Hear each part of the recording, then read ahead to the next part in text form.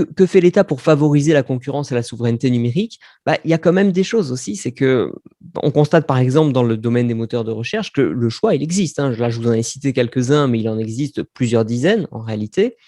Du côté français spécifiquement, l'État français a largement soutenu l'initiative de Quant, qui est un moteur de recherche alternatif à Google, qui a été un désastre financier. C'est-à-dire ça coûte énormément d'argent, c'est très peu utilisé, c'est souvent en panne.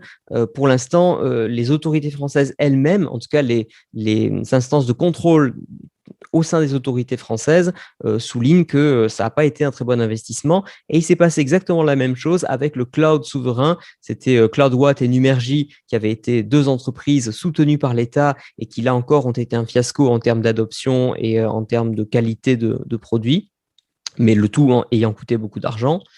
Qu'est-ce qu'on fait pour favoriser la concurrence? En France aussi, on a interdit à Amazon de faire des frais de livraison gratuits. Donc là encore, paradoxalement, on interdit à Amazon de favoriser le consommateur en lui offrant les frais de livraison.